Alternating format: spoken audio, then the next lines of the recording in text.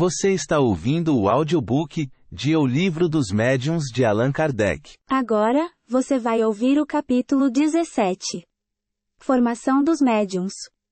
Da segunda parte. Desenvolvimento da mediunidade. 200.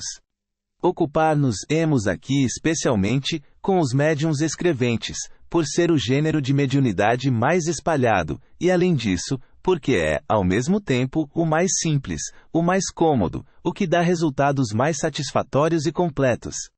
É também o que toda gente ambiciona possuir. Infelizmente, até hoje, por nenhum diagnóstico se pode inferir, ainda que aproximadamente, que alguém possua essa faculdade. Os sinais físicos, em os quais algumas pessoas julgam ver indícios, nada têm de infalíveis. Ela se manifesta nas crianças e nos velhos, em homens e mulheres, quaisquer que sejam o temperamento, o estado de saúde, o grau de desenvolvimento intelectual e moral. Só existe um meio de se lhe comprovar a existência. É experimentar. Pode obter-se a escrita, como já vimos, com o auxílio das cestas e pranchetas, ou diretamente com a mão. Sendo o mais fácil, e pode dizer-se, o único empregado hoje, este último modo é o que recomendamos, à preferência de todos. O processo é dos mais simples.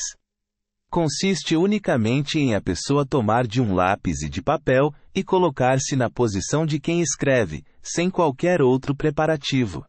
Entretanto, para que alcance bom êxito, muitas recomendações se fazem indispensáveis. 201. Como disposição material, recomendamos se evite tudo o que possa embaraçar o movimento da mão. É mesmo preferível que esta não descanse no papel. A ponta do lápis deve encostar neste o bastante para traçar alguma coisa, mas não tanto que ofereça resistência.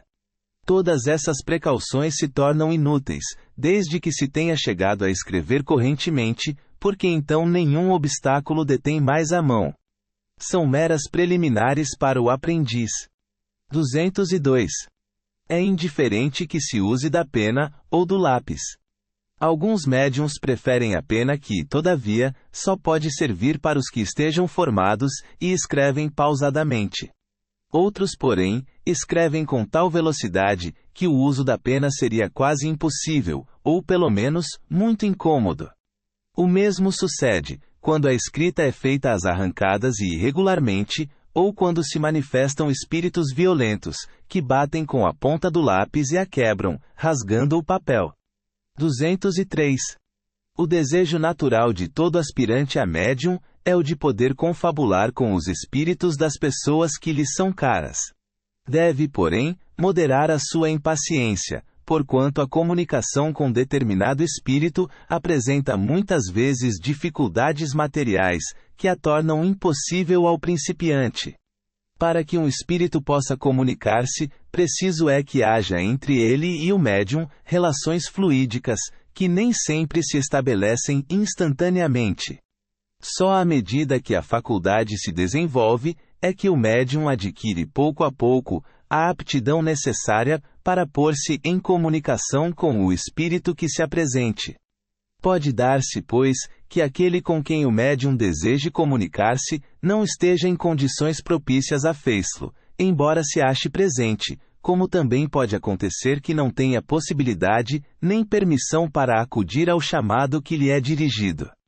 Convém, por isso, que no começo ninguém se obstine em chamar determinado espírito, com exclusão de qualquer outro, pois a miúde, sucede não ser com esse que as relações fluídicas se estabelecem mais facilmente, por maior que seja a simpatia que lhe vote o encarnado. Antes, pois, de pensar em obter comunicações de tal ou tal espírito, importa que o aspirante leve a efeito o desenvolvimento da sua faculdade, para o que deve fazer um apelo geral, e dirigir-se principalmente ao seu anjo guardião. Não há, para esse fim, nenhuma fórmula sacramental. Quem quer que pretenda indicar alguma pode ser taxado sem receio de impostor, visto que para os espíritos a forma nada vale. Contudo, a evocação deve sempre ser feita em nome de Deus. Poder-se-á fazilar nos termos seguintes, ou outros equivalentes. Rogo a Deus Todo-Poderoso, que permita venha. Um bom espírito comunicar-se comigo e fazer-me escrever. Peço também ao meu anjo de guarda, se digne de me assistir e de afastar os maus espíritos. Formulada a súplica, é esperar que um espírito se manifeste, fazendo escrever alguma coisa. Pode acontecer venha aquele que o impetrante deseja, como pode ocorrer também, venha um espírito desconhecido ou o anjo de guarda. Qualquer que ele seja, em todo caso, dar-se-á a conhecer, escrevendo o seu nome. Mas então apresenta-se a questão da identidade, uma das que mais experiência requerem, por isso que poucos principiantes haverá que não estejam expostos a ser enganados. Dela trataremos adiante, em capítulo especial. Quando queira chamar determinados espíritos, é essencial que o médium comece por se dirigir somente aos que ele sabe serem bons e simpáticos, e que podem ter motivo para acudir ao apelo, como parentes ou amigos.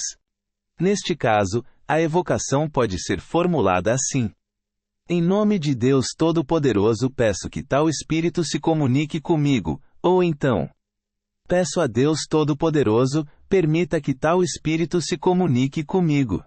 Ou qualquer outra fórmula que corresponda ao mesmo pensamento. Não é menos necessário que as primeiras perguntas sejam concebidas de tal sorte que as respostas possam ser dadas por um sim ou um não, como por exemplo: estás aí? Queres responder-me? Podes fazer-me escrever? Etc. Mais tarde essa precaução se torna inútil. No princípio, trata-se de estabelecer assim uma relação. O essencial é que a pergunta não seja fútil, não diga respeito a coisas de interesse particular, e, sobretudo, seja a expressão de um sentimento de benevolência e simpatia para com o espírito a quem é dirigida. Veja-se adiante o capítulo especial sobre as evocações, 204. Coisa ainda mais importante a ser observada, do que o modo da evocação, são a calma e o recolhimento, juntas ao desejo ardente, e a firme vontade de conseguir-se o intuito. Por vontade, não entendemos aqui uma vontade efêmera, que age com intermitências, e que outras preocupações interrompem a cada momento. Mas uma vontade séria, perseverante, contínua, sem impaciência, sem febricitação. A solidão, o silêncio e o afastamento de tudo o que possa ser causa de distração, favorecem o recolhimento. Então, uma só coisa resta a fazer. Renovar todos os dias a tentativa por 10 minutos ou um quarto de hora, no máximo de cada vez, durante 15 dias, 1 mês, 2 meses e mais, se for preciso. Conhecemos médiuns que só se formaram depois de 6 meses de exercício, ao passo que outros escrevem correntemente logo da primeira vez. 205. Para se evitarem tentativas inúteis, pode consultar-se, por outro médium, um espírito sério e adiantado. Deve, porém, notar-se que, quando alguém inquire dos espíritos, se é médium ou não, eles quase sempre respondem afirmativamente, o que não impede que os ensaios resultem infrutíferos. Isso se explica naturalmente. Desde que se faça ao espírito uma pergunta de ordem geral, ele responde de modo geral. Ora, como se sabe, nada é mais elástico do que a faculdade mediúnica, pois que pode apresentar-se sob as mais variadas formas e em graus muito diferentes. Pode, portanto, uma pessoa ser médium, sem dar por isso, e num sentido diverso daquele que imagina. A esta pergunta vaga: sou médium? O espírito pode responder: sim. A esta outra mais precisa: sou médium escrevente? Pode responder: não. Deve também levar-se em conta a natureza do espírito a quem é feita a pergunta. Aos tão levianos e ignorantes, que respondem a torto e a direito, como verdadeiros estúrdios. Por isso aconselhamos, se dirija o interrogante a espíritos esclarecidos, que, geralmente, respondem de boa vontade a essas perguntas e indicam o melhor caminho a seguir-se, desde que haja possibilidade de bom êxito. 206. Um meio que muito frequentemente dá bom resultado consiste em empregar-se, como auxiliar de ocasião, um bom médium escrevente, maleável, já formado. Pondo ele a mão ou os dedos sobre a mão do que deseja escrever, raro é que este último não o faça imediatamente. Compreende-se o que em tal circunstância se passa. A mão que segura o lápis se torna, de certo modo, um apêndice da mão do médium, como seria uma cesta ou uma prancheta. Isto, porém, não impede que esse exercício seja muito útil, quando é possível empregá-lo, visto que repetido a miúde e regularmente, ajuda a vencer o obstáculo material e provoca o desenvolvimento da faculdade. Algumas vezes, basta mesmo que o médium magnetize com essa intenção a mão e o braço daquele que quer escrever. Não raro até limitando-se o magnetizador a colocar a mão no ombro daquele, temo-lo visto escrever prontamente sob essa influência. Idêntico efeito pode também produzir-se sem nenhum contato, apenas por ato da vontade do auxiliar. Concebe-se facilmente que a confiança do magnetizador no seu poder, para produzir tal resultado, há de aí desempenhar papel importante, e que um magnetizador incrédulo fraca ação ou nenhuma exercerá. O concurso de um guia experimentado é, além disso, muito útil, às vezes, para apontar ao principiante uma porção de pequenas precauções que ele frequentemente despreza, em detrimento da rapidez de seus progressos. Sobretudo o é para esclarecê-lo sobre a natureza das primeiras questões e sobre a maneira de propô-las. Seu papel é o de um professor, que o aprendiz dispensará logo que esteja bem habilitado.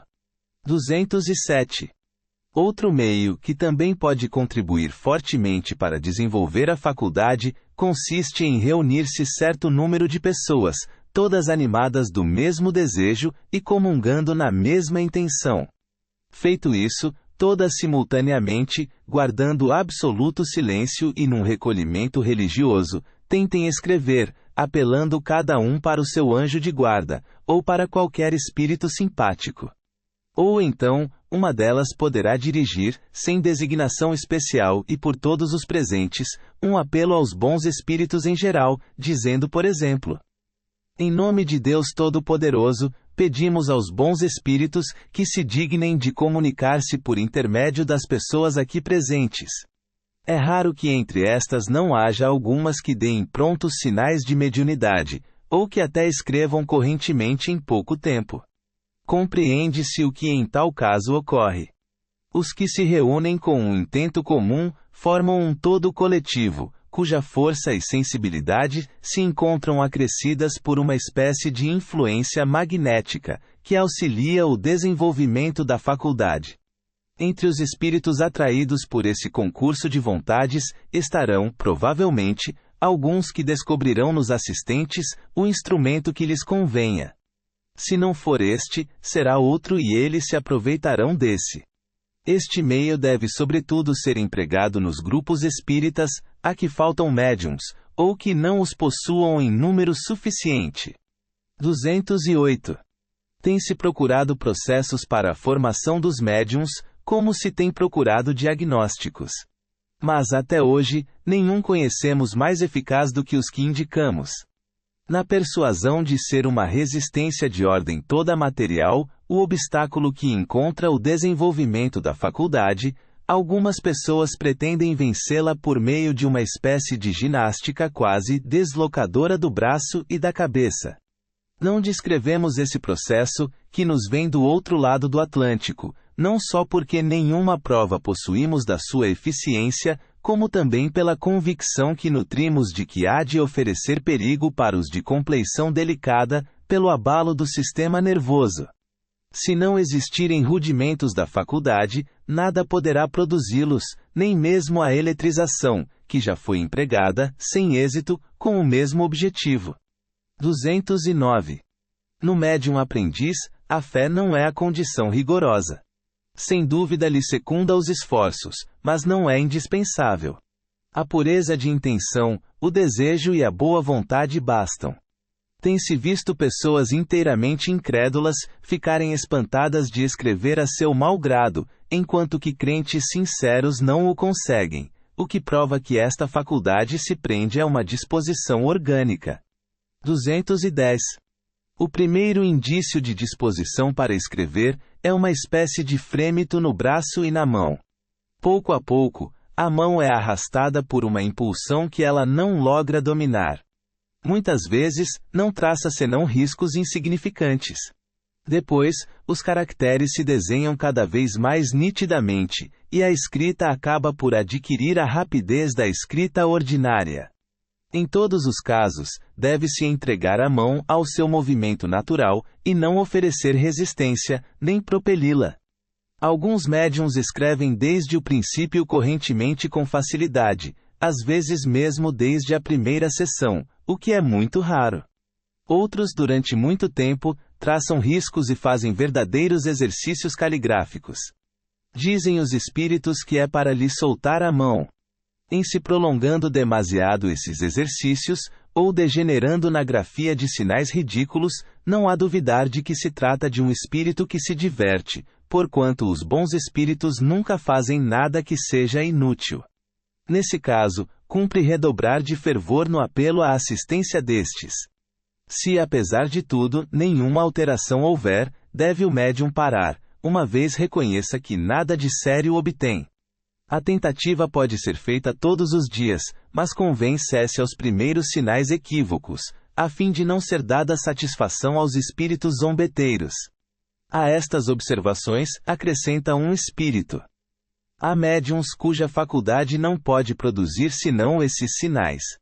Quando, ao cabo de alguns meses, nada mais obtém do que coisas insignificantes, ora um sim, ora um não, ou letras sem conexão, é inútil continuarem, será gastar papel em pura perda. São médiuns, mas médiuns improdutivos. Demais, as primeiras comunicações obtidas devem considerar-se meros exercícios, tarefa que é confiada a espíritos secundários. Não se lhes deve dar muita importância, visto que procedem de espíritos empregados, por assim dizer, como mestres de escrita, para desembaraçarem o médium principiante. Não creias sejam alguma vez espíritos elevados, os que se aplicam a fazer com o médium esses exercícios preparatórios. Acontece, porém, que, se o médium não colimão um fim sério, esses espíritos continuam e acabam por se lhe ligarem. Quase todos os médiuns passaram por este cadinho, para se desenvolverem. Cabe-lhes fazer o que seja preciso, a captarem a simpatia dos espíritos verdadeiramente superiores. 211. O escolho com que topa a maioria dos médiuns principiantes, é o de terem de haver-se com espíritos inferiores, e devem dar-se por felizes, quando são apenas espíritos levianos. Toda a atenção precisam pôr em que tais espíritos não assumam predomínio, porquanto, em acontecendo isso, nem sempre lhe será fácil desembaraçar-se deles. É ponto este de tal modo capital, sobretudo em começo, que, não sendo tomadas as precauções necessárias, podem perder-se os frutos das mais belas faculdades. A primeira condição é colocar-se o médium, com fé sincera, sob a proteção de Deus, e solicitar a assistência do seu anjo de guarda, que é sempre bom, ao passo que os espíritos familiares, por simpatizarem com as suas boas ou más qualidades, podem ser levianos ou mesmo maus. A segunda condição é aplicar-se, com meticuloso cuidado, a reconhecer, por todos os indícios que a experiência faculta, de que natureza são os primeiros espíritos que se comunicam, e dos quais manda a prudência sempre se desconfie. Se forem suspeitos esses indícios, dirigir fervoroso apelo ao seu anjo de guarda, e repelir, com todas as forças, o mau espírito, provando-lhe que não conseguirá enganar, a fim de que ele desanime. Por isso é que indispensável se faz o estudo prévio da teoria, para todo aquele que queira evitar os inconvenientes peculiares à experiência. A este respeito, instruções muito desenvolvidas se encontram nos capítulos da obsessão e da identidade dos espíritos. Limitar-nos-emos aqui a dizer que, além da linguagem, podem considerar-se provas infalíveis da inferioridade dos espíritos. Todos os sinais, figuras, emblemas inúteis ou pueris. Toda escrita extravagante, irregular, intencionalmente torturada, de exageradas dimensões, apresentando formas ridículas e desusadas. A escrita pode ser muito má, mesmo pouco legível, sem que isso tenha o que quer que seja de insólito, porquanto é mais questão do médium que do espírito. Temos visto médiuns de tal maneira enganados, que medem a superioridade dos espíritos pelas dimensões das letras, e que ligam grande importância às letras bem talhadas, como se foram letras de imprensa, puerilidade evidentemente incompatível com uma superioridade real. 212. Se é importante não cair o médium, sem o querer, na dependência dos maus espíritos, ainda mais importante é que não caia por espontânea vontade. Preciso, pois, se torna que imoderado desejo de escrever, não o leve a considerar indiferente dirigir-se ao primeiro que apareça, salvo para mais tarde se livrar dele, caso não convenha, por isso que ninguém pedirá para o que for, a assistência de um mau espírito, o qual pode fazer que o imprudente lhe pague caro os serviços. Algumas pessoas, na impaciência de verem desenvolver-se em si as faculdades mediúnicas, desenvolvimento que consideram muito demorado, se lembram de buscar o auxílio de um espírito qualquer, ainda que mau, contando despedi-lo logo. Muitas hão tido plenamente satisfeitos seus desejos, e escrito imediatamente. Porém, o espírito, pouco se incomodando com o ter sido chamado na pior das hipóteses, menos dócil se mostrou em ir-se do que em vir. Diversas conhecemos, que foram punidas da presunção de se julgarem bastante fortes para afastá-los quando o quisessem, por anos de obsessões de toda a espécie, pelas mais ridículas mistificações, por uma fascinação tenaz, e até por desgraças materiais, e pelas mais cruéis decepções. O espírito se mostrou, a princípio, abertamente mau, depois hipócrita, a fim de fazer crer na sua conversão, ou no pretendido poder do seu subjugado, para repeli-lo à vontade. 213. A escrita é algumas vezes legível, as palavras e as letras bem destacadas, mas, com certos médiuns, é difícil que outrem, a não ser ele, a decifre, antes de haver adquirido o hábito de feiço. É formada frequentemente, de grandes traços. Os espíritos não costumam economizar papel, quando uma palavra ou uma frase é quase de todo ilegível, pede-se ao espírito que consinta em recomeçar, ao que ele, em geral, aquece de boa vontade. Quando a escrita é habitualmente ilegível, mesmo para o médium, este chega quase sempre a obtê-la mais nítida, por meio de exercícios frequentes e demorados, pondo nisso uma vontade forte, e rogando com fervor ao espírito que seja mais correto. Alguns espíritos adotam sinais convencionais, que passam a ser de uso nas reuniões do costume. Para assinalarem que uma pergunta lhes desagrada e que não querem responder a ela, fazem, por exemplo, um risco longo ou coisa equivalente. Quando o espírito conclui o que tinha a dizer, ou não quer continuar a responder, a mão fica imóvel, e o médium, quaisquer que sejam seu poder e sua vontade, não obtém nem mais uma palavra.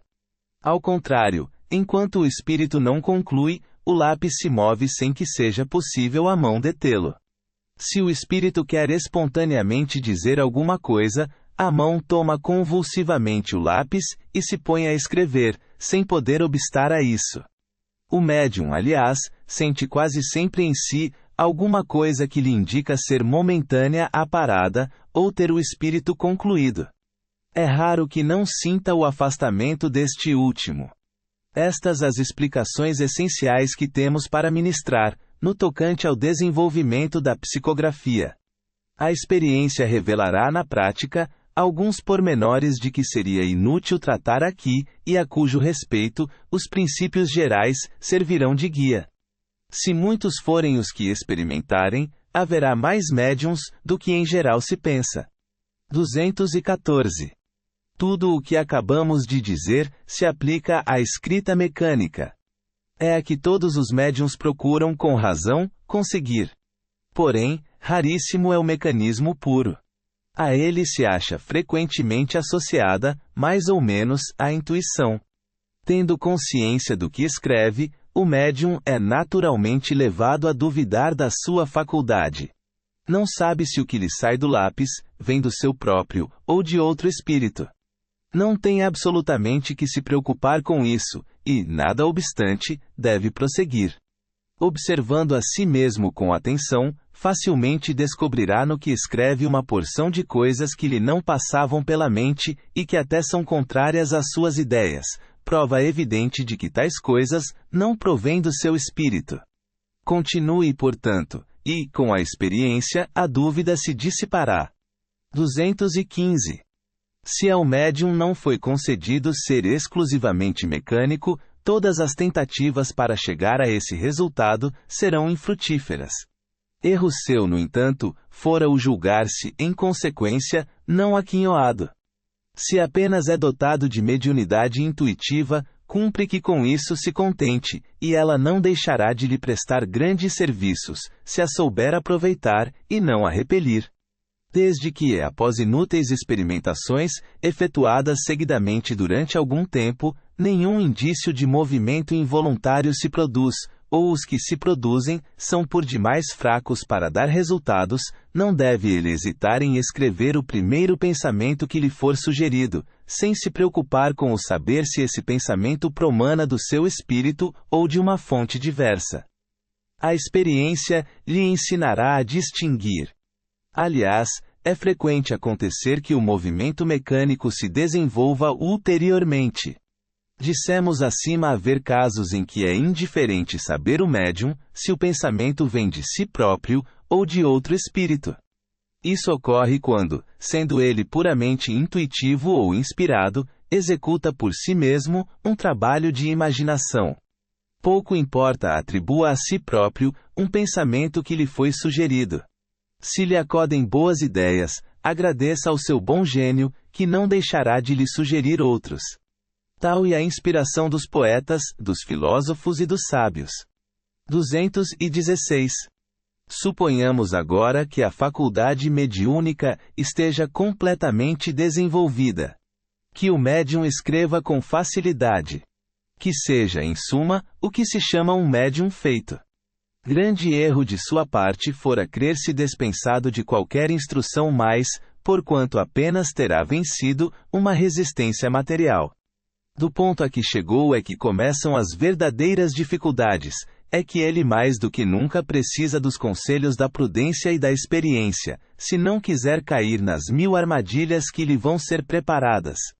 Se pretender muito cedo voar com suas próprias asas, não tardará em ser vítima de espíritos mentirosos, que não se descuidarão de lhe explorar a presunção. 217.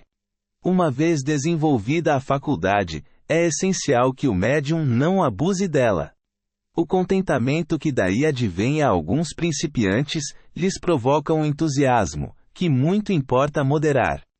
Devem lembrar-se de que ela lhes foi dada para o bem, e não para a satisfação de vã curiosidade. Convém, portanto, que só se utilizem dela nas ocasiões oportunas, e não a todo momento. Não lhes estando os espíritos ao dispor a toda hora, correm o risco de serem enganados por mistificadores. Bom é que, para evitarem esse mal, adotem o sistema de só trabalhar em dias e horas determinados, porque assim se entregarão ao trabalho em condições de maior recolhimento, e os espíritos que os queiram auxiliar, estando prevenidos, se disporão melhor a prestar esse auxílio. 218. Se apesar de todas as tentativas, a mediunidade não se revelar de modo algum, deverá o aspirante renunciar a ser médium, como renuncia ao canto quem reconhece não ter voz. Do mesmo modo que aquele que ignora uma língua se vale de um tradutor, o recurso para o dito aspirante será servir-se de outro médium. Mas se não puder, à falta de médiums, recorrer a nenhum, nem por isso deverá considerar-se privado da assistência dos espíritos. Para estes, a mediunidade constitui um meio de se exprimirem, porém, não um meio exclusivo de serem atraídos. Os que nos consagram afeição se acham ao nosso lado, sejamos ou não médiums. Um pai não abandona um filho porque, surdo e cego, não o pode ouvir nem ver. Cerca-o, ao contrário de toda a solicitude. O mesmo fazem conosco os bons espíritos. Se não podem transmitir-nos materialmente seus pensamentos, auxiliam-nos por meio da inspiração. Ponto. Mudança de caligrafia. 219. Um fenômeno muito comum nos médiuns escreventes é a mudança da caligrafia, conforme os espíritos que se comunicam. E o que há de mais notável é que uma certa caligrafia se reproduz constantemente com determinado espírito, sendo às vezes idêntica à que este tinha em vida. Veremos mais tarde as consequências que daí se podem tirar com relação à identidade dos espíritos. A mudança da caligrafia só se dá com os médiuns mecânicos ou semimecânicos, porque neles é involuntário o movimento da mão e dirigido unicamente pelo espírito. O mesmo já não sucede com os médiuns puramente intuitivos, visto que, neste caso, o espírito apenas atua sobre o pensamento, sendo a mão dirigida, como nas circunstâncias ordinárias, pela vontade do médium. Mas, a uniformidade da caligrafia, mesmo em se tratando de um médium mecânico, nada absolutamente prova contra a sua faculdade, porquanto a variação da forma da escrita não é condição absoluta na manifestação dos espíritos. Deriva de uma aptidão especial, de que nem sempre são dotados os médiums, ainda os mais mecânicos. Aos que a possuem damos a denominação de médiums polígrafos. Perda e suspensão da mediunidade. 220. A faculdade mediúnica está sujeita a intermitências e a suspensões temporárias, quer para as manifestações físicas, quer para a escrita. Damos a seguir as respostas que obtivemos dos espíritos a algumas perguntas feitas sobre este ponto. Primeiro, podem os médiuns perder a faculdade que possuem? Isso frequentemente acontece, qualquer que seja o gênero da faculdade. Mas também, muitas vezes apenas se verifica uma interrupção passageira, que cessa com a causa que a produziu. Segundo, estará no esgotamento do fluido a causa da perda da mediunidade? Seja qual for a faculdade que o médium possua, ele nada pode sem o concurso simpático dos espíritos. Quando nada mais obtém, nem sempre é porque lhe falta a faculdade. Isso não raro se dá, porque os espíritos não mais querem, ou podem servir-se dele. Terceiro, que é o que pode causar o abandono de um médium, por parte dos espíritos? O que mais influi para que assim procedam os bons espíritos, é o uso que o médium faz da sua faculdade. Podemos abandoná-lo quando dela se serve para coisas frívolas, ou com propósitos ambiciosos. Quando se nega a transmitir as nossas palavras, ou os fatos por nós produzidos, aos encarnados que para ele apelam, ou que têm necessidade de ver para se convencerem. Este dom de Deus não é concedido ao médium para seu deleite, e ainda menos, para a satisfação de suas ambições, mas para o fim da sua melhora espiritual, e para dar a conhecer aos homens a verdade. Se o espírito verifica que o médium já não corresponde às suas vistas, e já não aproveita das instruções, nem dos conselhos que lhe dá, afasta-se, em busca de um protegido mais digno. Quarto, não pode o espírito que se afasta ser substituído, e neste caso, não se conceberia a suspensão da faculdade? Espíritos não faltam, que outra coisa não desejam senão comunicar-se, e que, portanto, estão sempre prontos a substituir os que se afastam. Mas, quando o que abandona o médium é um espírito bom, pode suceder que o seu afastamento seja apenas temporário, para privá-lo, durante certo tempo, de toda comunicação, a fim de lhe provar que a sua faculdade não depende dele médium, e que, assim, razão não há para dela se vangloriar. Essa impossibilidade temporária também serve para dar ao médium a prova de que ele escreve sob uma influência estranha, pois, de outro modo, não haveria intermitências. Em suma, a interrupção da faculdade nem sempre é uma punição. Demonstra às vezes a solicitude do espírito para com o médium, a quem consagra a afeição, tendo por objetivo proporcionar-lhe um repouso material de que o julgou necessitado, caso em que não permite que outros espíritos o substituam. Quinto, vêem-se, no entanto, médiuns de muito mérito, moralmente falando, que nenhuma necessidade de repouso sentem, e que muito se contrariam com essas interrupções, cujo fim lhes escapa. Servem para lhes pôr a paciência à prova, e para lhes experimentar a perseverança. Por isso é que os espíritos nenhum termo, em geral, assinam a suspensão da faculdade mediúnica. É para verem se o médium descoroçoa. E também para lhe dar tempo de meditar as instruções recebidas. Por essa meditação dos nossos ensinos, é que reconhecemos os espíritas verdadeiramente sérios. Não podemos dar esse nome aos que, na realidade, não passam de amadores de comunicações. Sexto, será preciso então que, nesse caso, o médium prossiga nas suas tentativas para escrever. Se o espírito lhe aconselhar isto, deve. Se lhe disser que se abstenha, não deve. Sétimo, haveria meio de abreviar essa prova. A resignação e a prece.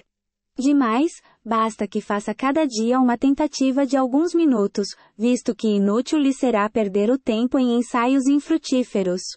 A tentativa só deve ter por fim verificar se já recobrou, ou não, a faculdade. Oitavo, a suspensão da faculdade não implica o afastamento dos espíritos que habitualmente se comunicam? De modo algum. O médium se encontra então na situação de uma pessoa que perdesse temporariamente a vista, a qual, por isso, não deixaria de estar rodeada de seus amigos, embora impossibilitada de os ver. Pode, portanto, o médium, e até mesmo deve continuar a comunicar-se pelo pensamento com seus espíritos familiares, e persuadir-se de que é ouvido. Se é certo que a falta da mediunidade pode privá-lo das comunicações ostensivas com certos espíritos, também certo é que não o pode privar das comunicações morais. Nono, assim, a interrupção da faculdade mediúnica nem sempre traduz uma censura da parte do espírito. Não, sem dúvida, pois que pode ser uma prova de benevolência. 10 graus, por que sinal se pode reconhecer a censura nesta interrupção? Interrogue o médium a sua consciência, e inquira de si mesmo, qual o uso que tem feito da sua faculdade, qual o bem que dela tem resultado para os outros, que proveito há tirado dos conselhos que se lhe tem dado, e terá a resposta. Primeiro, o médium que ficou impossibilitado de escrever, poderá recorrer a outro médium? Depende da causa da interrupção, que tem por fim, a miúde, deixar-vos algum tempo sem comunicações, depois de vos terem dado conselhos, a fim de que vos não habitueis a nada fazer senão com o nosso concurso. Se este for o caso, ele nada obterá recorrendo a outro médium, o que também ocorre com o fim de vos provar que os espíritos são livres, e que não está em vossas mãos obrigá-los a fazer o que queirais. Ainda por esta razão é que os que não são médiuns, nem sempre recebem todas as comunicações que desejam. Nota: deve-se efetivamente observar que aquele que recorre a terceiro para obter comunicações, não obstante a qualidade do médium, muitas vezes, nada de satisfatório consegue, ao passo que doutras vezes, as respostas são muito explícitas. Isso tanto depende da vontade do espírito, que ninguém coisa alguma adianta mudando de médium. Os próprios espíritos como que dão a esse respeito, uns aos outros a palavra de ordem, porquanto o que não se obtiver de um, de nenhum mais se obterá. Cumpre então que nos abstenhamos de insistir e de impacientar-nos, se não quisermos ser vítimas de espíritos enganadores, que responderão, dado procuremos a viva força uma resposta, deixando os bons que eles o façam, para nos punirem a insistência. Segundo, com que fim a providência outorgou de maneira especial, a certos indivíduos, o dom da mediunidade. É uma missão de que se incumbiram, e cujo desempenho os faz ditosos. São os intérpretes dos espíritos com os homens. Terceiro, entretanto, médiuns há que manifestam repugnância ao uso de suas faculdades. São médiuns imperfeitos. Desconhecem o valor da graça que lhes é concedida. Quarto, se é uma missão, como se explica que não constitua privilégio dos homens de bem, e que semelhante faculdade seja concedida a pessoas que nenhuma estima merecem, e que dela podem abusar? A faculdade lhes é concedida, porque precisam dela para se melhorarem, para ficarem em condições de receber bons ensinamentos. Se não aproveitam da concessão, sofrerão as consequências. Jesus não pregava de preferência aos pecadores, dizendo ser preciso dar àquele que não tem? 1/5 as pessoas que desejam muito escrever como médiums, e que não o conseguem, poderão concluir daí alguma coisa contra si mesmas, no tocante à benevolência dos espíritos para com elas? Não, pois pode dar-se que Deus lhe haja negado essa faculdade, como negado tenha o dom da poesia ou da música. Porém, se não forem objeto desse favor, podem ter sido de outros. 1/6 Como pode um homem aperfeiçoar-se mediante o ensino dos espíritos, quando não tem, nem por si mesmo, nem com o auxílio de outros médiums, os meios de receber de modo direto esse ensinamento? Não tem ele os livros, como tem o cristão o Evangelho. Para praticar a moral de Jesus, não é preciso que o cristão tenha ouvido as palavras ao lhe saírem da boca.